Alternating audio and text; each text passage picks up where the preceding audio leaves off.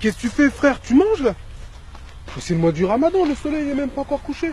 Mais vas-y, mais c'est bon. C'est bon quoi, t'es sérieux, là? Mais je vais pas à la mosquée, je fais pas la prière, je lis pas le Coran, je vais pas faire le Ramadan, faire l'hypocrite. Mais justement non, frère, c'est le moment de te rattraper. Tu sais bien qu'Allah fait miséricorde à ceux qui jeûnent le mois du Ramadan. C'est ce que le prophète Mohammed, paix soit sur lui, nous a enseigné, frère. Mais qu'est-ce qu'elle va penser, ta mère? Ma mère, ça m'empêche pas de l'aimer, de la respecter, ma mère. De la respecter? En lui mettant l'archouma comme ça? Franchement, ami, t'as changé, hein, depuis que tu fréquentes ton pote, le chrétien, là, engagé, là. Méfie-toi que c'est pas Chétan qui te l'envoie pour détourner de la vérité. Méfie-toi, Amine, méfie-toi. Mais arrête, Youssouf, il est clean, ce gars-là. Il a jamais dit de mal sur personne. Tiens, c'est pas ton pote chrétien, là-bas, qui arrive?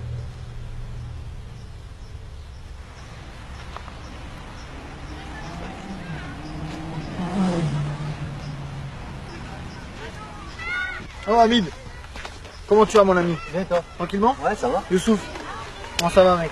Ça va, ça va. Pas trop dur le jeûne? Alhamdoulilah, Ça va? Et ta maman, hein, comment ça va ses jambes? Ça va mieux? Pareil, hein, vite fait. Hein. C'est chaud? Ouais, c'est chaud. Frère, que Dieu fasse grâce. Hein. Et toi, t'arrives d'où là? Bah, tu vois la petite dame du 3e là, qui promène son chien là, le matin là, Ouais. celle qui est un peu malade là. Ouais. Bah, tu vois, je suis parti la voir, je lui ai parlé de Jésus, ce qu'il est venu faire pour nous, tout ça. Et elle a voulu accepter Jésus dans son cœur. Et du coup, je lui ai proposé si on pouvait prier ensemble. On a prié ensemble et Dieu, frère, l'a complètement restauré, Dieu l'a complètement guéri. Et alors? Et alors? Mais Dieu est merveilleux! Mais Allah est grand, elle a fait ce qu'il veut, y a rien d'étonnant là-dedans. T'as déjà vu ça à la mosquée? Guéri, t'as dit? Tiens, bah au fait, Youssouf, tu devais me rappeler, par rapport à la discussion qu'on avait eue la dernière fois là. Tu devais interroger l'imam, t'as eu le temps? Non, j'ai pas eu le temps. Et les sourates que je t'avais demandé de lire, t'as eu le temps? Non, je te cacherai pas, là, en ce moment, j'ai pas trop de temps. D'autant plus que les sourates, c'est en arabe, et moi, l'arabe, je comprends pas trop, donc il va falloir que j'aille voir l'imam rapidement, là, parce que tu vois, des textes comme ça, faut qu'on ait la bonne traduction. Parce que vous êtes déjà vu pour parler de ça, vous? Fallait m'appeler, les gars, ça m'intéresse, moi. T'aurais servi à quoi, franchement? Qu'est-ce que tu connais, toi, au Coran? Qu'est-ce que tu connais? Tu fais même pas le Ramadan? Qu'est-ce que tu connais? Qu'est-ce que tu connais? Le Coran, je l'ai lu avant toi, j'allais à la mosquée avant toi. Bah, je l'ai lu, je veux dire, on me l'a enseigné, hein. Mais vas-y, toi aussi. Et toi, comment ça se fait que tu lis le Coran, toi? T'as le droit? J'ai le droit? Bah bien sûr que j'ai le droit. Tu sais, dans la Bible, c'est écrit que tout m'est permis, mais tout n'est pas utile. Donc là, en l'occurrence, moi, je trouve ça utile de connaître la religion des autres, par amour pour eux, tu vois, je me dois d'apprendre, de connaître un petit peu, ouais. Ah ouais? Et c'est quoi que Youssouf, il doit demander à l'imam? Alors en fait, je lui ai posé la question de savoir si un musulman devait aussi lire la Bible. Et sur ça, il m'a répondu que non, un musulman, il n'a pas besoin de lire la Bible parce que le Coran, c'est la dernière révélation. Alors ensemble, on a pris la sourate 10 au verset 94. Tu la connais, toi, Youssouf? Donc en fait, cette sourate, elle dit simplement que si un musulman est dans le doute concernant ce qu'il a reçu, c'est-à-dire le Coran, qu'il interroge ceux qui lisent les Écritures avant lui, c'est-à-dire les chrétiens. Non mais t'es sérieux, là? Tu savais ça, Youssouf? Et ces textes-là, faut les lire en arabe. Il y a vraiment écrit ça dans le Coran? Faut les lire en arabe. La Bible, sa Bible, là, tout ça, c'est falsifié. T'as jamais dit ça à l'imam? Attends les gars, avant de dire que la Bible elle a été falsifiée, moi j'aimerais bien, si vous me permettez, prendre quelques versets du Coran avec vous. Youssouf, il a même un Coran sur lui. Bon, chrétien, je peux tout entendre, mais là, je peux pas te laisser faire ça. Tu n'as même pas fait tes ablutions avant d'ouvrir ce livre. Tu sais qu'il est saint, ce livre, hein. Il est saint. Mais non, mon ami. Tu sais, je me lave pas les mains non plus quand j'ouvre ma Bible. Hein. Ça, c'est quoi? C'est du papier et de l'encre. Le fait de le toucher sans se laver les mains, ça ne fait pas de toi quelqu'un de souillé ou de moins souillé. Jésus nous enseigne que ce qui souille l'homme, c'est ce qui sort de son cœur. C'est pas ce qui touche ou ce qui mange. Mais tu crois que dire que Dieu a une mère, ça va pas te souiller, ça? Mais non, tu mélanges tout, là. Ça, c'est les catholiques. Je t'en ai déjà parlé. Mais c'est pareil, y a pas de différence avec votre pape, là. Y a pas de différence. Mais non, Youssouf. Tu sais, la Bible dit que le manque de connaissance n'est bon pour personne. Et là, franchement, tu parles sans connaître. Moi, je reconnais pas le pape comme étant mon souverain. Je vais pas aller dans des bâtiments qu'on appelle église pour me prosterner devant des statues. J'ai pas de croix, j'ai pas de chapelet, et je crois pas en Marie. Ça n'a rien à voir. On est des disciples de Christ. On suit ce que Jésus nous a enseigné, point barre. Une relation entre moi et Dieu au travers Jésus-Christ. Pas une religion. C'est pas une religion. J'ai pas de religion. D'ailleurs, tu sais, l'histoire nous enseigne que pendant des siècles, les catholiques ont combattu les vrais chrétiens. Donc c'est bien la preuve qu'on partage pas du tout les mêmes idées. Non mais il y a un truc que je comprends pas, là. Jésus, c'est un prophète, c'est Dieu, c'est un médiateur, c'est qui? Je comprends pas.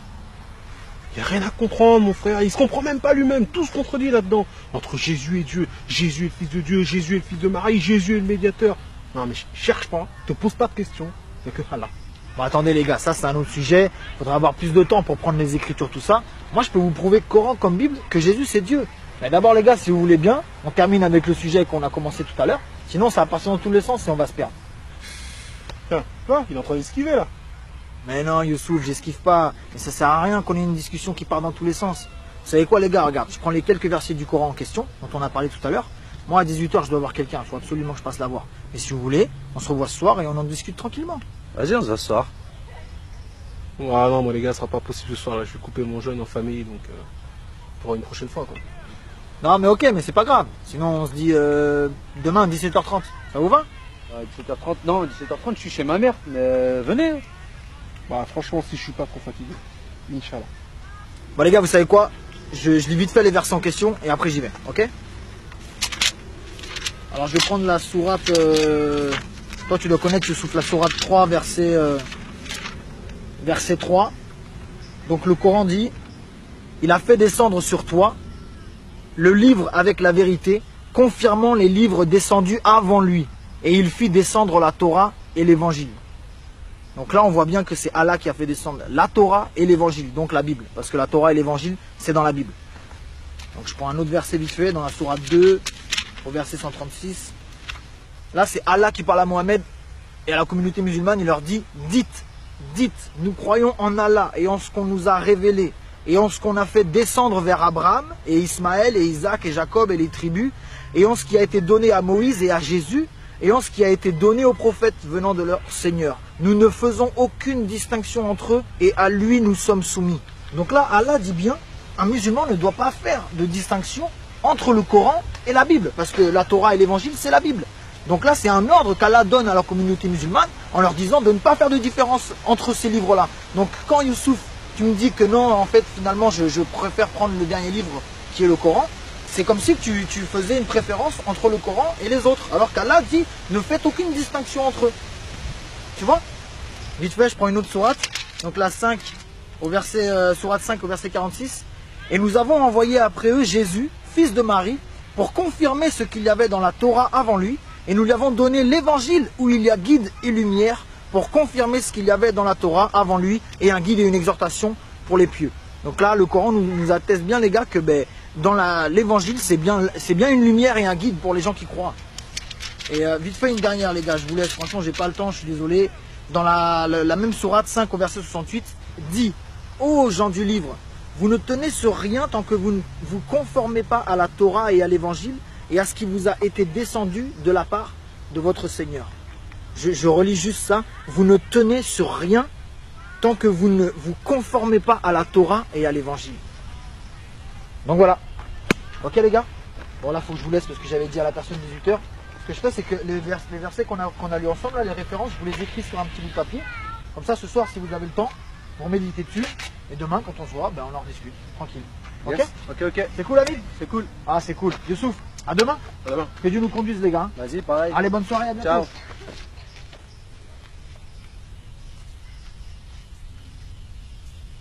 Ah, tu l'écoutes trop en mine, toi. Je l'écoute trop. Toi, t'as pas compris. Il a pris la Bible et il a pris le Coran. Il a comparé les deux. Il a dit que le Coran renvoie vers la Bible. Moi, ce qu'il a dit, c'est écrit. Hein. Moi, je l'aime bien, ce gars-là. C'est un croyant. Un croyant. C'est un croyant. C'est un associateur, un idolâtre. Un idolâtre. Mon pauvre ami.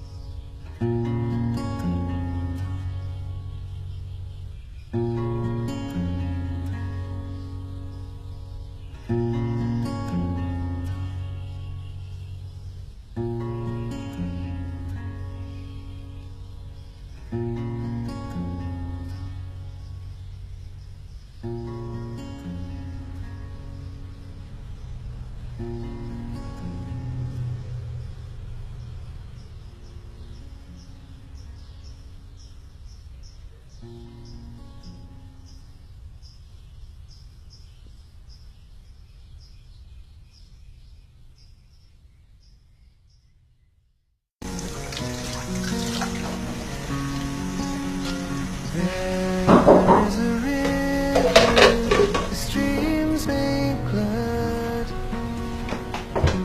The city of God, the holy place.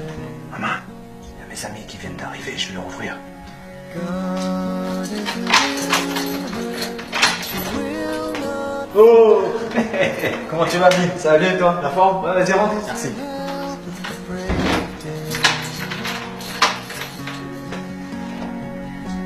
Vas-y, installe-toi. C'est cool. Merci, Amine. Pas de soucis, c'est normal. Oh là, bah il fait chaud. Hein. Bah ouais, t'as vu là, en plus, on a fermé partout. Ah ouais, pour ta maman? Ouais. Et bah là, elle est restée à la chambre parce qu'il y a que là-bas qui fait frais. Ouais, normal. Tiens, mais d'ailleurs, tu veux boire quelque chose? Vas-y, ouais. Bah avec cette chaleur là, de l'eau. Hein. Ok. Merci, Amine. Pas de soucis. Ah, Amine, merci, t'es gentil. Mais tu sais quoi, je te cache pas que moi, ça va pas trop. J'ai une question. Vas-y. C'est quoi un associateur? Un associateur? Je vais te répondre, Amine. Mais avant, je vais te dire une chose. Devant Dieu, tu seras seul. Moi, je serai pas là, ta maman sera pas là, tes amis musulmans, ils seront pas là, l'imam, il sera pas là. Tu seras seul. Donc, si je peux te donner un conseil, ne laisse personne te tromper au sujet de ton salut. Moi, je vais te dire des choses, il y a d'autres personnes qui vont dire le contraire. Mais une chose est sûre, c'est que Dieu parle à ton cœur. Dieu peut te parler audiblement, Dieu peut te parler dans des rêves, Dieu peut te parler au travers de quelqu'un. Mais il y a une chose que Dieu a laissée pour les hommes, qui est irréfutable, c'est les Écritures. Et Dieu ne peut pas se contredire, car il est Dieu. Si tu es sincère dans ta démarche, il te guidera lui-même. Maintenant, je te réponds. Un associateur, selon les musulmans, ou plutôt selon l'islam, c'est quelqu'un qui associe Dieu à quelque chose ou à quelqu'un d'autre. T'as un Coran? Ouais. Vas-y, on va prendre une sourate. On va prendre la sourate 5, au verset 72, tu vas voir. Donc regarde, sourate 5 au verset 72. Ce sont certes des mécréants, ceux qui disent, en vérité, Allah c'est le Messie, fils de Marie. Alors que le Messie a dit, ô enfants d'Israël, adorez Allah, mon Seigneur et votre Seigneur. Quiconque associe à Allah d'autres divinités, Allah lui interdit le paradis, et son refuge sera le feu, et pour les injustes, pas de secoureur. Il faut savoir que dans le Coran, il n'y a pas de plus grand péché. C'est un plus grand péché que le meurtre. Donc, aux yeux du Coran, là, t'es un meurtrier. Parce que, pour toi, Jésus, c'est Dieu. Donc, t'es un associateur. Alors là, je vais te répondre oui et non. Pour un musulman, je suis un associateur. Mais être un associateur, c'est quoi? C'est associer Dieu à quelqu'un d'autre ou à quelque chose d'autre. Donc pour qu'il y ait association, il faut qu'il y ait plusieurs sujets. Pour moi, Jésus et Dieu, c'est la même personne. Donc je ne l'associe pas. Parce que associer Dieu à Dieu revient à ne pas l'associer. Je te suis, mais pour moi, je trouve ça pas logique. Parce que regarde, toi, tu dis que Jésus, c'est Dieu. Alors qu'on sait tous que Jésus est mort sur une croix. Mais Dieu peut pas mourir. Dieu, c'est pas un homme. Dieu n'est pas mort. Voilà, ben là tu soulèves un point intéressant. Je crois que c'est Youssouf. Ah ben c'est super.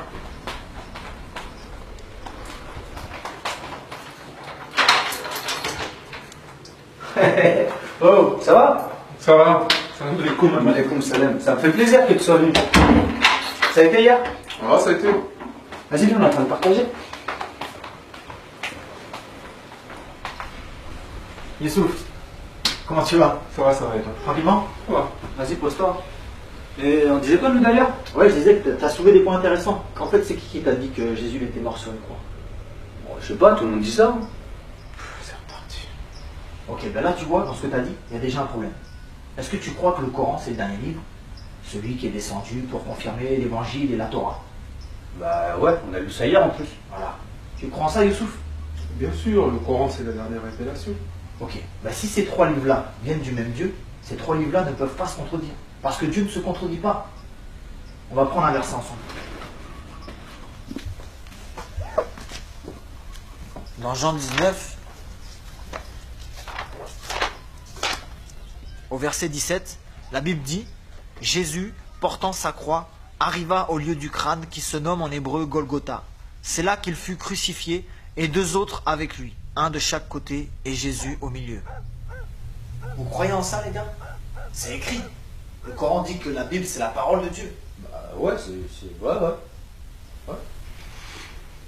Ok, on va prendre le Coran maintenant. La sourate 4, au verset 157. Et à cause de leurs paroles, nous avons vraiment tué le Christ, Jésus, fils de Marie, le messager d'Allah. Or, ils ne l'ont ni tué ni crucifié, mais ce n'était qu'un faux semblant. Et ceux qui ont discuté sur son sujet sont vraiment dans l'incertitude.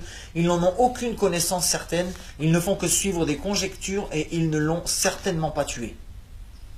Donc là, les frères, il y a un sérieux problème. Toute la Bible, dans son intégralité, elle nous présente Jésus comme étant celui qui a été crucifié, mort à la croix pour nous, afin que lorsqu'on meurt, nous les hommes, on puisse avoir accès au ciel. Et le Coran vient 600 ans après, et il nous dit que non, il n'a pas été crucifié. Et que sur la croix, c'était quelqu'un d'autre. Mais c'est chaud là, ça se contredit complètement. Ah oui, c'est chaud. On fait comment là maintenant? Comment ça, on fait comment? C'est falsifié tout ça, Amine. Je te l'ai déjà dit, la Bible, elle est falsifiée. Youssouf, frère, à ton avis, Dieu veut conduire les hommes à la vérité ou à l'égarement? À la vérité, bien sûr. Mais alors pourquoi il nous demanderait d'aller lire un livre si celui-ci a été falsifié? Ça n'a pas de sens. S'il est Dieu, il savait à l'avance que les Écritures elles allaient être modifiées. Si ça serait le cas, il t'aurait recommandé de jamais ouvrir la Bible parce qu'elle est fausse. Mais là, bizarrement, il dit aux musulmans d'aller lire la Bible. Donc selon toi, Dieu veut volontairement égarer les gens. On a lu les sourates hier où Allah disait d'aller lire la Bible.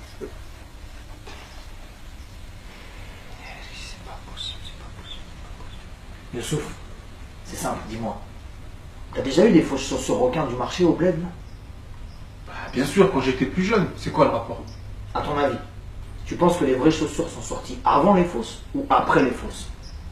Bah, avant, c'est évident. La falsification, ça vient après l'original. Bon ben voilà. Comment on peut dire que la Bible soit la falsification alors que ces derniers textes datent de 600 ans avant le Coran?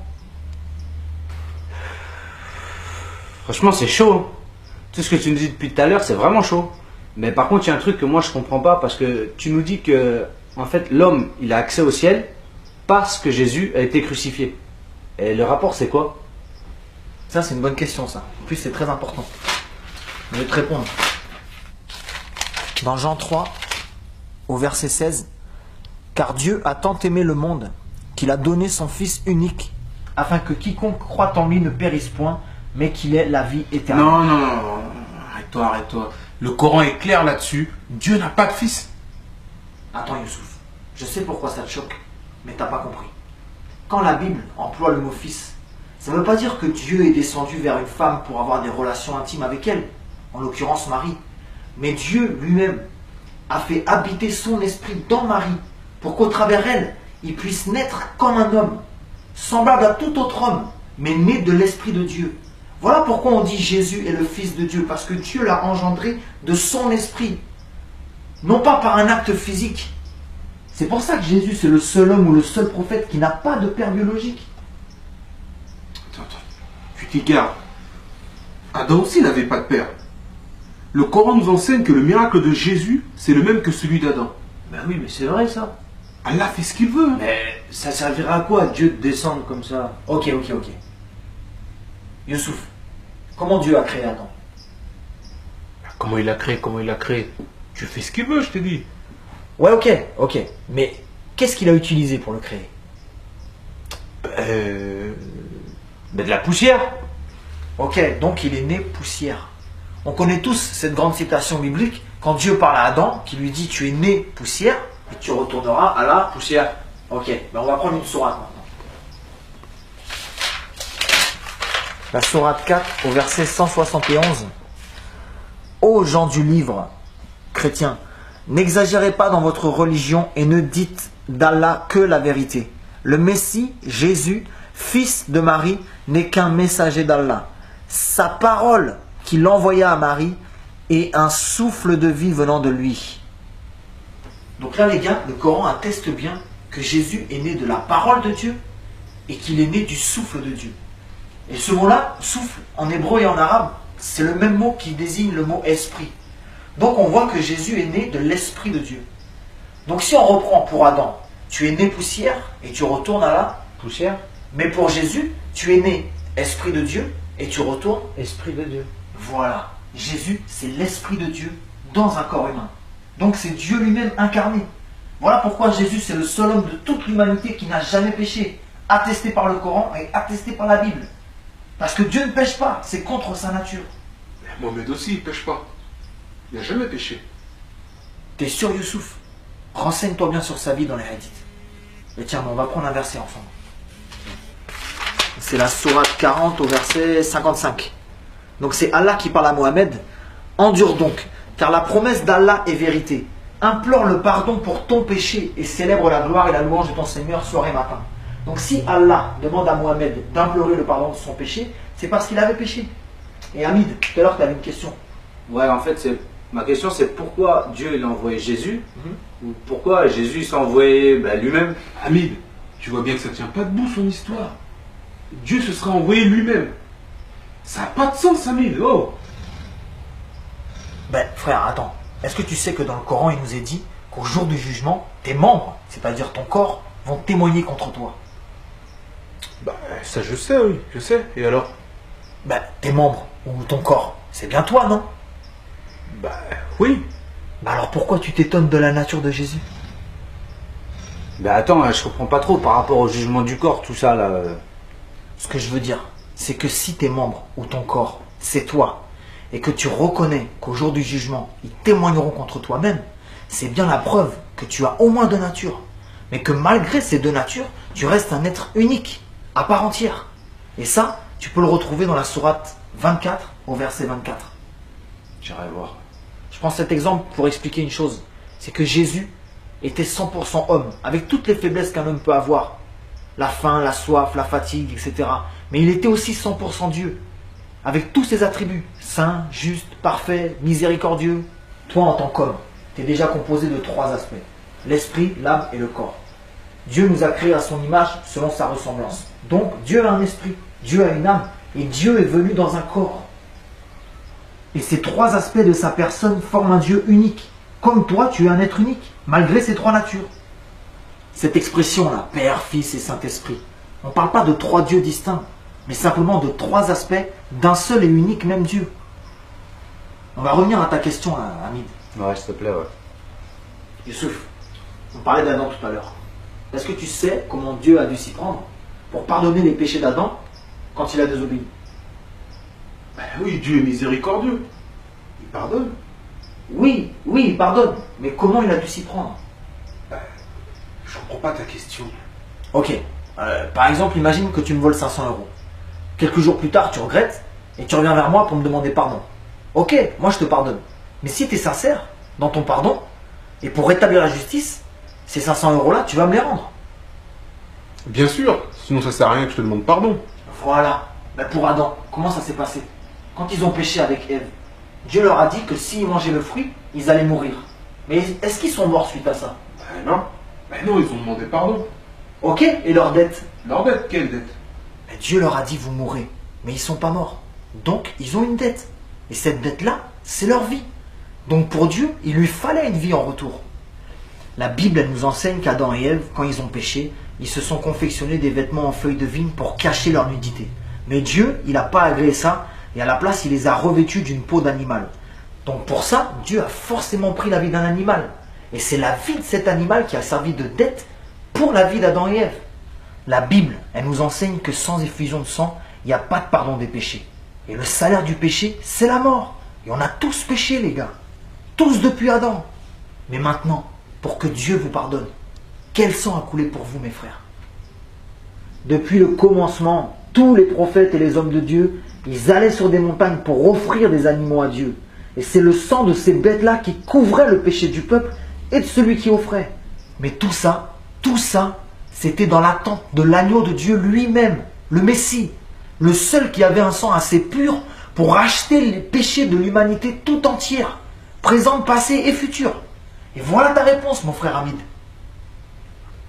Dieu, par amour pour nous, et seulement par amour, s'est revêtu d'une chair humaine afin de s'offrir lui-même en sacrifice parfait, le seul sacrifice qui plut à Dieu, au point où sa colère, elle demeure plus sur ceux qui croient en cette bonne nouvelle. Et la Bible dit que celui qui a le Fils a la vie, mais celui qui n'a pas le Fils n'a pas la vie, et la colère de Dieu demeure sur lui. Comprenez les frères qu'avec tous les péchés qu'on a commis, le simple fait de dire pardon, ça ne suffit pas. Dieu, dans sa justice, il doit faire retomber son châtiment sur nous. Mais la Bible dit que ce châtiment-là, il l'a fait retomber sur Jésus. Autrement dit, sur lui-même, dans un corps qui ressent toutes les douleurs et toutes les souffrances. Jésus a souffert pour nous, les frères. Et il est mort à notre place. Et tout ça parce qu'il nous aime. Dieu nous aime. Et t'as des versets de tout ce que tu dis là? Mais bien sûr, regarde, on va prendre Romains 5 là. Tu peux lire, Amine? Ouais. Regarde, au verset 8. Mais Dieu prouve son amour envers nous, en ce que, lorsque nous étions encore des pécheurs, Christ est mort pour nous. Oh, c'est mon alarme.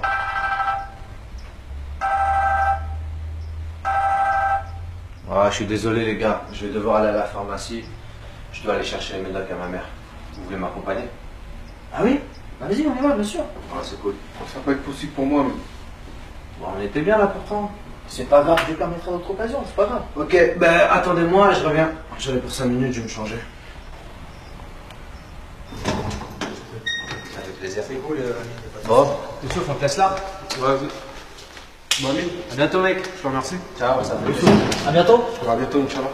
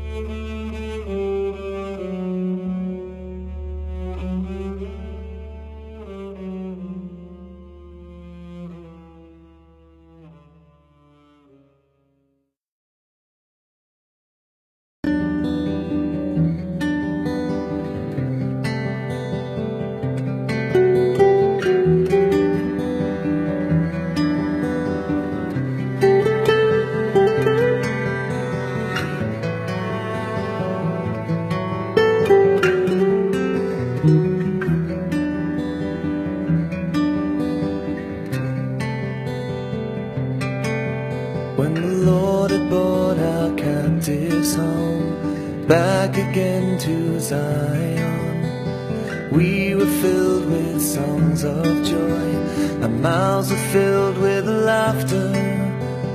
We were like men who dreamed.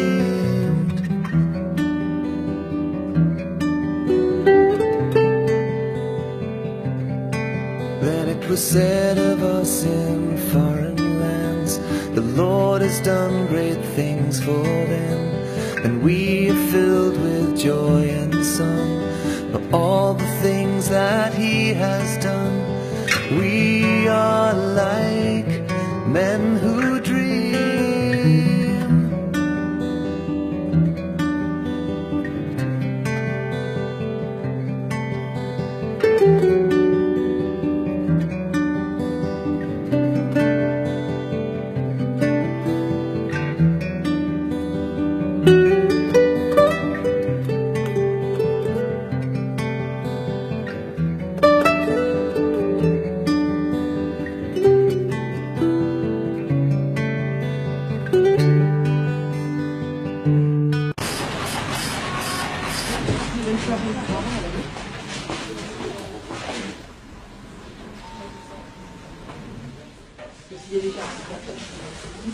Ça, c'est prénatal, c'est un truc qui ça évite une infection.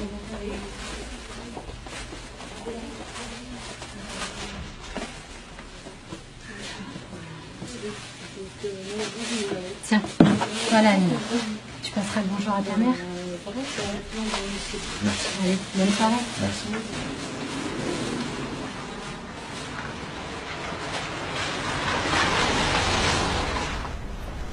Oh, Amine! Oh! Oh!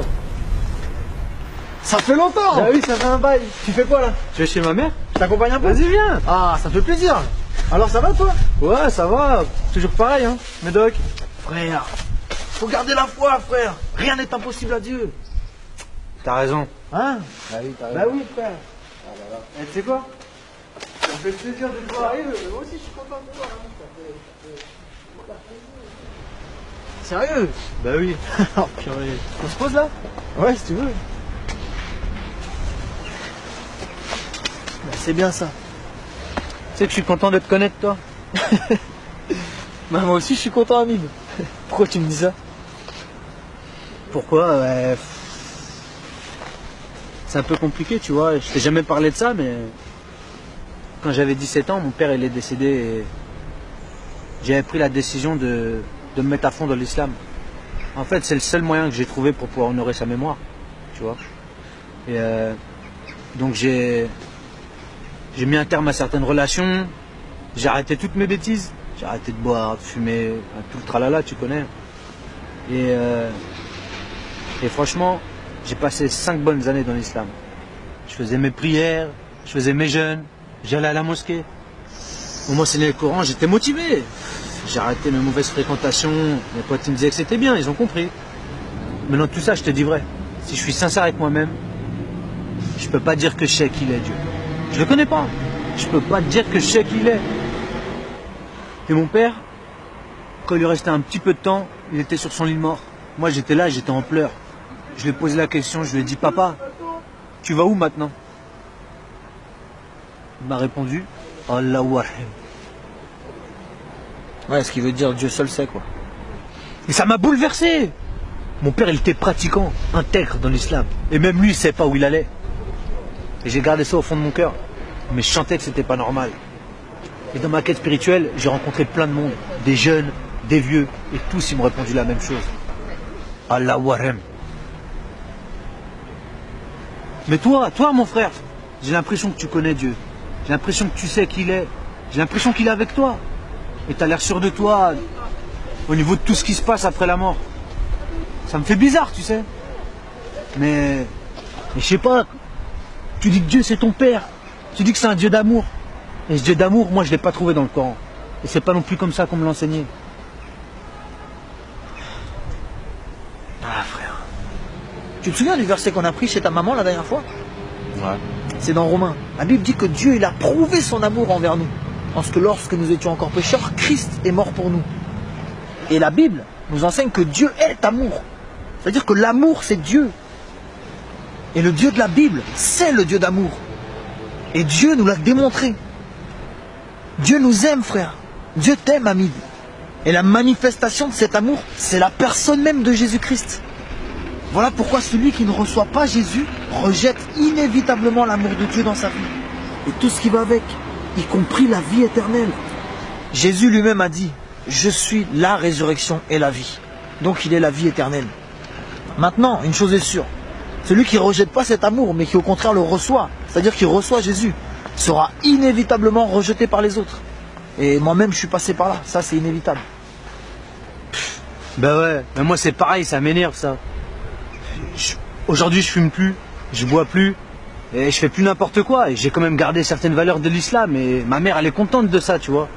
Mais les mecs là qui squattent, qui vendent, mais ça sera eux les premiers à parler demain. Déjà quand ils me voient avec toi, Bah, tu serais surpris de voir que c'est pas forcément eux, justement. Et bon, quoi qu'il en soit, faut leur pardonner. Faut pas leur en vouloir parce qu'ils savent pas ce qu'ils font. Nous, le seul jugement qu'on doit craindre, c'est le jugement de Dieu. Eh frère, là je vais devoir te laisser là. Bah attends, t'es sérieux là? J'ai plein de questions moi. Hamid, faut que j'y aille, moi, j'ai un temps de prière avec les frères là. Et viens avec moi si tu veux. On s'est rentré dans 2 heures pour les médocs à ma mère. Mais oui, on sera rentré, je te ramènerai, t'inquiète pas, allez viens. Vas-y.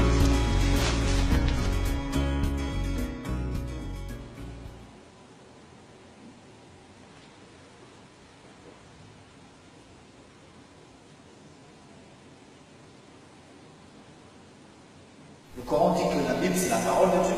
La parole de Dieu. Mais si ces 3 livres-là viennent du même Dieu, ces 3 livres-là ne peuvent pas se contredire. C'est chaud là, ça se contredit complètement. Donc là, Allah dit bien, un musulman ne doit pas faire de distinction entre le Coran et la Bible. On fait comment là maintenant? Quel sens voulez-vous donner? Ce qu'il a dit, c'est la Bible dit que celui qui a le Fils a la vie. Mais celui qui n'a pas le Fils n'a pas la vie, et la colère de Dieu demeure sur lui.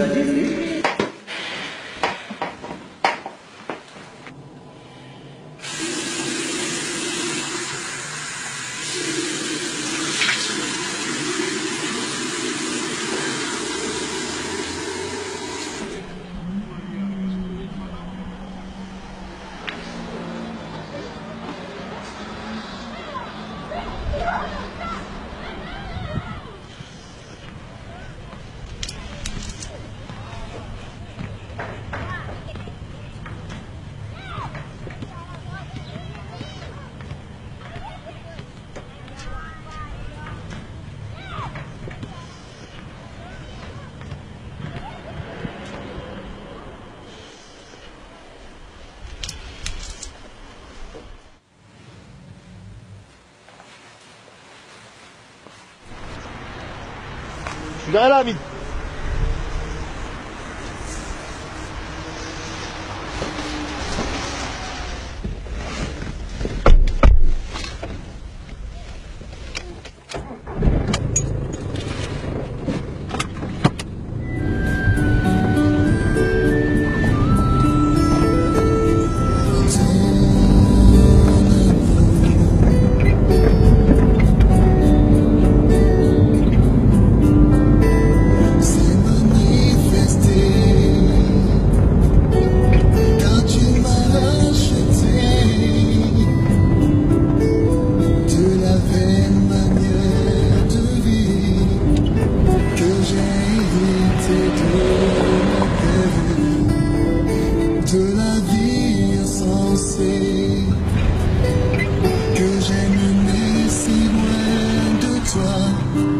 T'avais pas plein de questions à me poser, Hamid?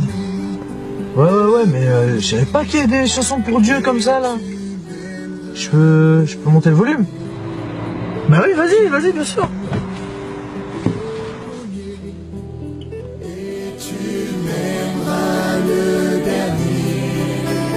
Tu m'as aimé le premier et tu m'aimeras le dernier.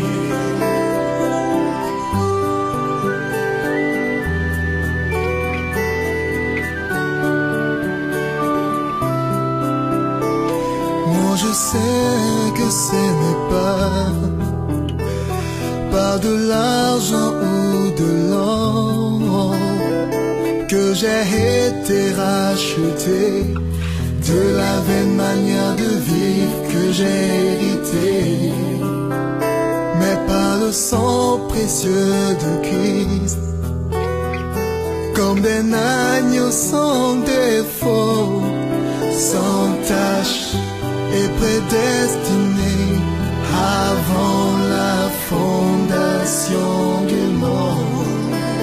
Tu m'as aimé.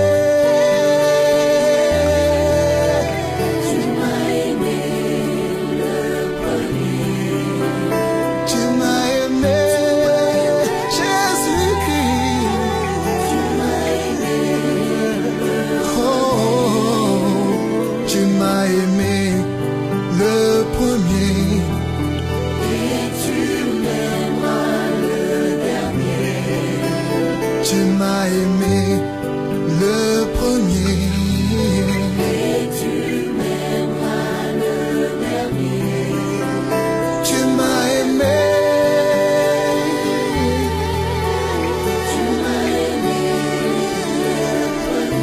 Oh oui, tu m'as aimé le premier. Tu m'as aimé le premier. Oh oui, tu m'as aimé. Le premier, tu m'aimeras le dernier. Tu m'as aimé le premier. Qui es-tu, Dieu? Parle-moi.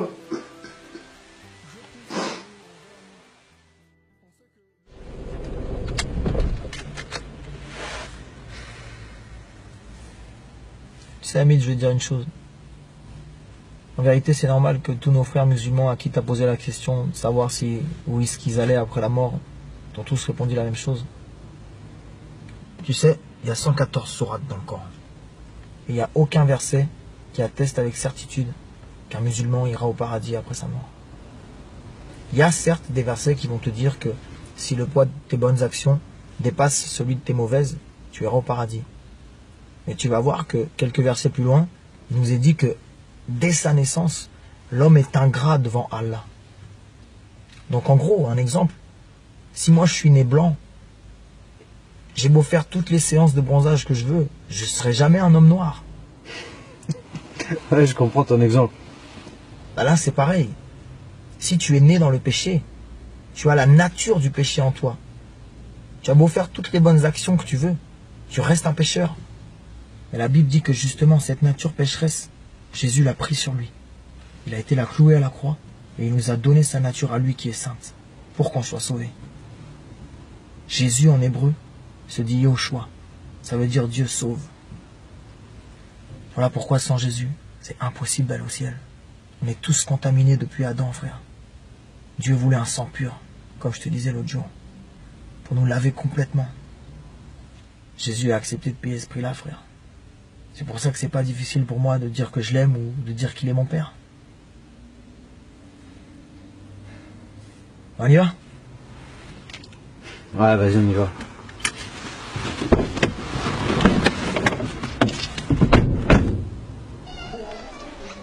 Mais t'es sûr que c'est une bonne idée? Je me sens un peu bizarre là.